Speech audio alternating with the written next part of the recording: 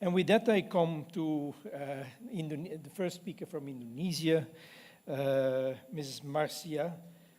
She's the Assistant Deputy in the Coordinating Ministry for Economic Affairs, the Assistant Deputy for Spatial Planning and Land Affairs, and so she connects in that coordinating ministry with the implementing Ministry of Land Administration of Agrarian Affairs and Spatial Planning. Thank you, first of all, for co-sponsoring again these 2 days. And I'm glad to hear this first Indonesian contribution, and it's very important that it comes from a coordinating ministry, because we have already heard coordination is a key issue. Thank you. Over to you.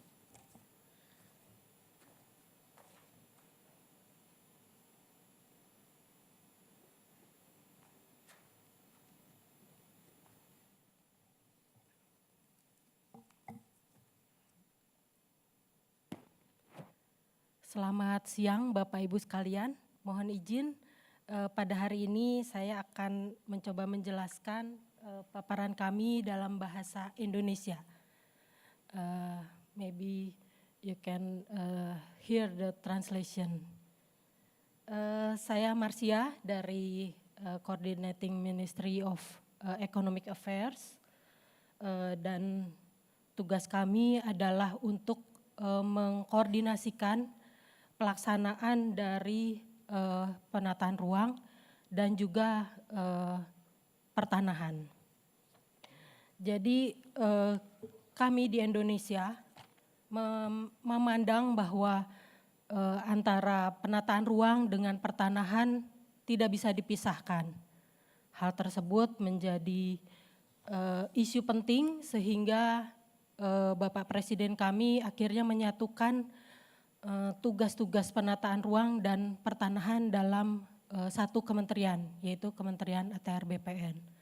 Namun tidak hanya di dalam satu kementerian, permasalahan tata ruang dan pertanahan ini juga terkait dengan sektor-sektor lainnya, sehingga dipandang perlu untuk dilakukan tugas koordinasi di Kementerian Koordinator Bidang Perekonomian.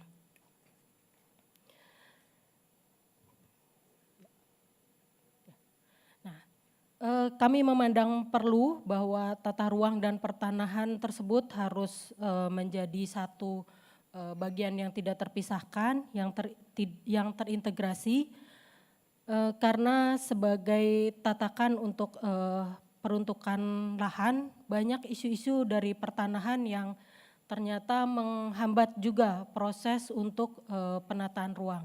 Begitu pula sebaliknya. Nah, permasalahan-permasalahan tersebut juga ternyata menghambat pembangunan infrastruktur yang seharusnya menjadi penggerak ekonomi di Indonesia. Nah, kami menawarkan land value capture scheme untuk penyelesaian pembangunan infrastruktur di Indonesia yang didasarkan pada pengembangan wilayah. Sebelum masuk ke dalam land value capture, mungkin ada satu lagi permasalahan yang terjadi di Indonesia, yaitu adanya tumpang tindih pemanfaatan lahan. Jadi kami temukan ternyata di Indonesia ini masih banyak perizinan maupun hak atas tanah yang overlapping. Dan ada pula kegiatan-kegiatan ekonomi yang ternyata tumpang tindih di lapangan. Oleh sebab itu kami di Kementerian Koordinator Bidang Perekonomian saat ini juga sedang menyelesaikan permasalahan-permasalahan untuk menyelesaikan tumpang tindih tersebut. Diharapkan dengan menyelesaikan permasalahan tumpang tindih, kita nanti dapat mengidentifikasi lahan-lahan yang memiliki produktivitas cukup tinggi untuk nantinya menjadi salah satu subjek untuk land value capture optimization. Selain itu juga dengan penyelesaian permasalahan tumpang tindih kita dapat menemukan lahan-lahan yang terlantar karena ternyata mungkin izinnya sudah berakhir atau tidak digunakan sesuai dengan peruntukannya. Nah, ini bisa menjadi salah satu bahan evaluasi untuk pemanfaatan ruang ke depannya. Lahan-lahan terlantar ini bisa menjadi salah satu objek dari bank tanah yang saat ini sedang diinisiasi juga oleh Kementerian ATR BPN untuk nantinya dapat dimanfaatkan untuk pembangunan termasuk pembangunan infrastruktur. Nah, dalam rangka melakukan identifikasi dari lahan-lahan tersebut, kita juga mengusulkan bahwa harus ada evaluasi dari sektor lingkungan. Maka daya dukung, daya tampung lingkungan ini cukup penting yang nantinya menjadi wasit agar penataan ruang dapat lebih optimal dan akhirnya kita akan mendapatkan kota yang sustainable and livable.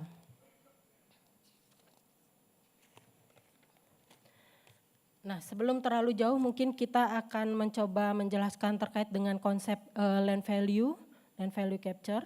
Jadi sebenarnya land value capture ini adalah pendekatan untuk kita memanfaatkan kenaikan nilai lahan yang mungkin terjadi akibat adanya investasi atau kegiatan ataupun pembangunan infrastruktur ataupun kebijakan dari pemerintah di satu area, sehingga pemanfaatan lahannya dapat menghasilkan nilai yang tinggi dan dapat dimanfaatkan untuk kegiatan yang lebih bermanfaat.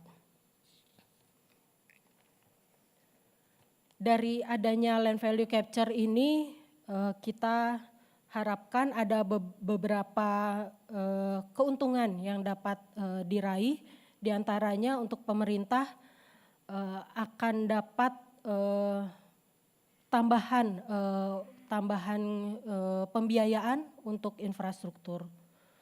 Kemudian untuk pemerintah daerah kita harapkan dengan adanya penambahan nilai lahan ini juga dapat meningkatkan pendapatan asli daerah. Dan kemudian juga untuk masyarakat kita harapkan adanya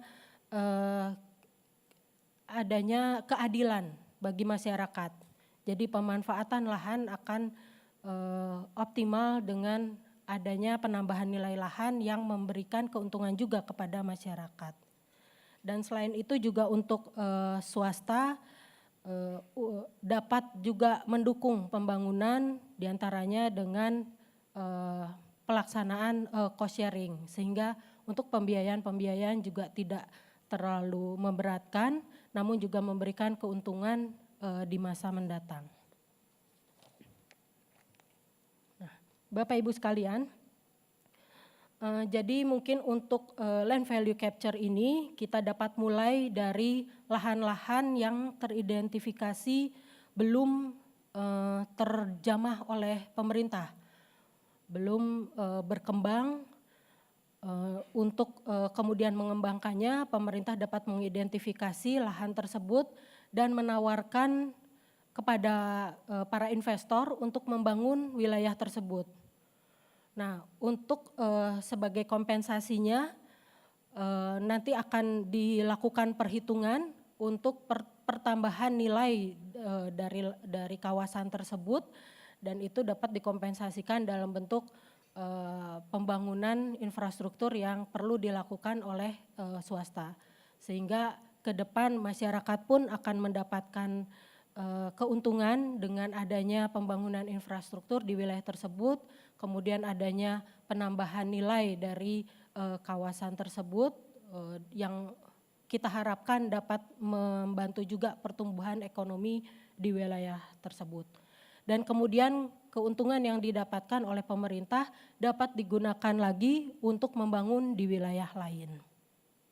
Jadi mungkin kira-kira seperti di sebelah kanan, pemerintah mendapatkan keuntungan, kemudian para investor yang akan membangun infrastruktur juga mendapatkan keuntungan, demikian pula dengan masyarakat dan swasta yang akan melakukan kegiatan investasi di wilayah tersebut. Untuk mendorong implementasi dari land value capture ini, kami dari Kementerian Koordinator Bidang Perekonomian sudah membantu penyusunan dari regulasinya. Sebenarnya sudah sejak tahun 2019 kami menginisiasi peraturan untuk mendukung implementasi dari land value capture ini.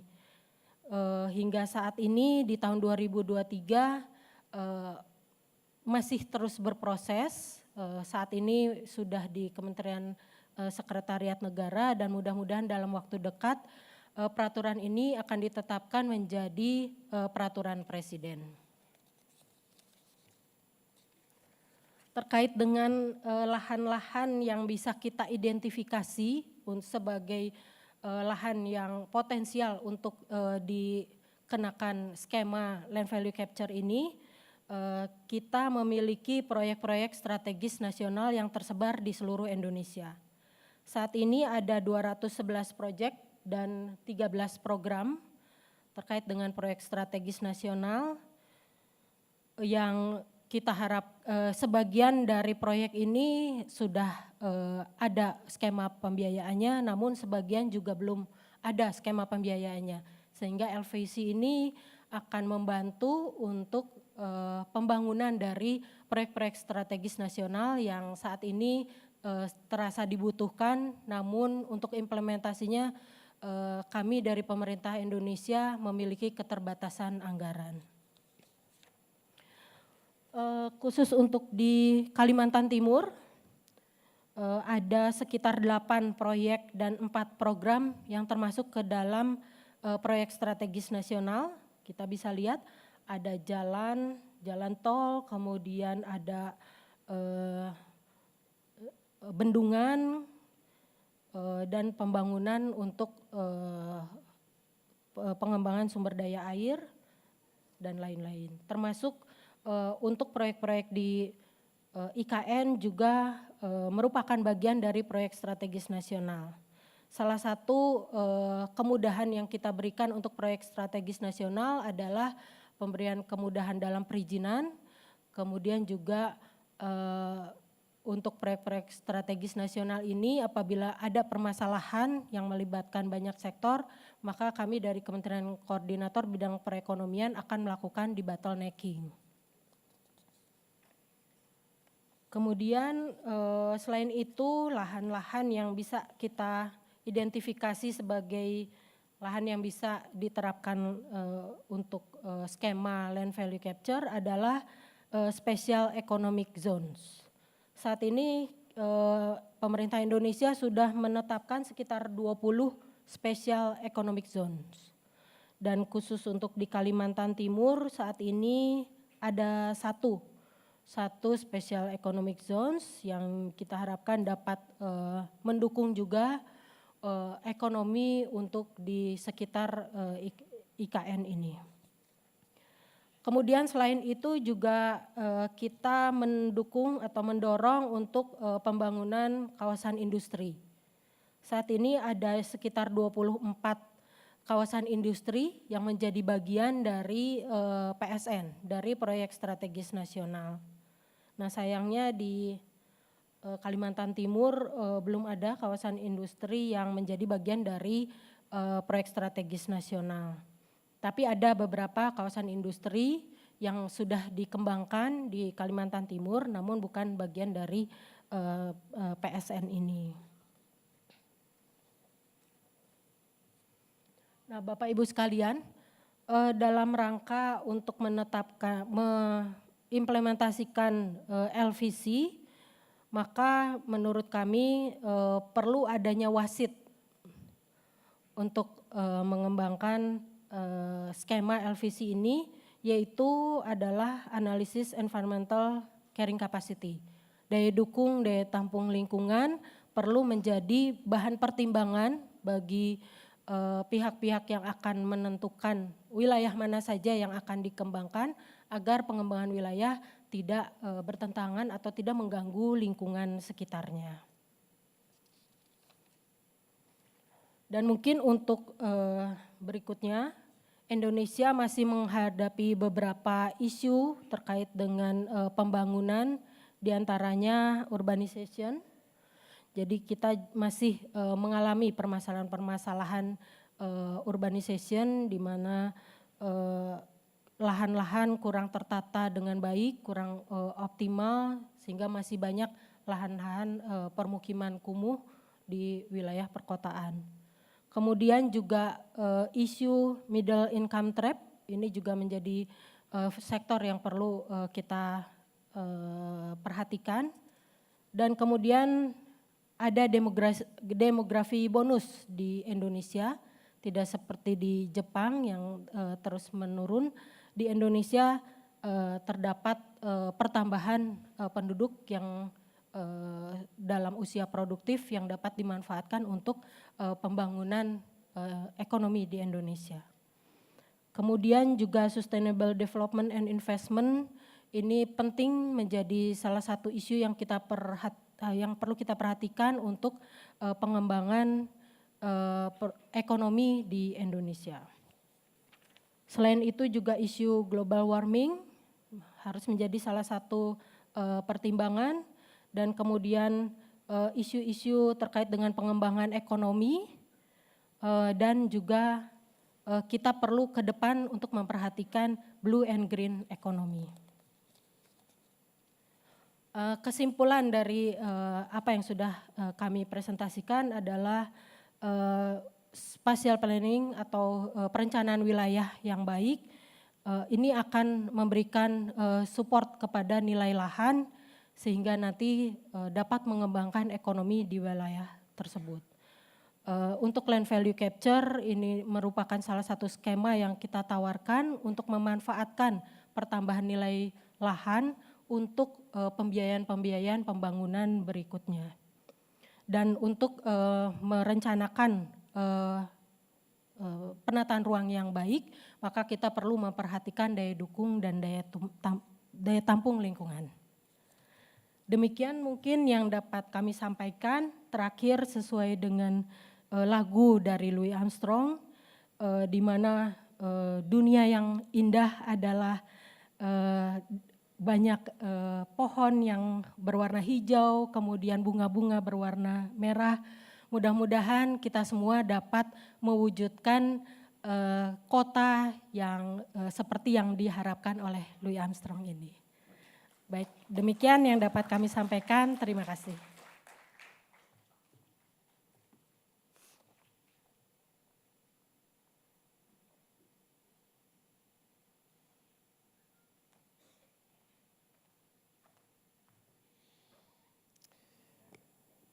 Thank you, Ibu Marcia. That was a lot to digest, and I think for many of us also a lot of new things to digest. I knew, for instance, that in Indonesia there was a lot of regional infrastructure coordination ongoing, but with the coordinating ministry, you've connected that to land value capture. Of course, it sounds like it's early days to show the real results, but the issues that you highlight are very relevant because in a context of rapid development and rapid urbanization, so many land conflicts have come up. The blocked permits, the overlapping permits, the neglected land issues, and in all these issues, government can show that it has the keys to unlock potential.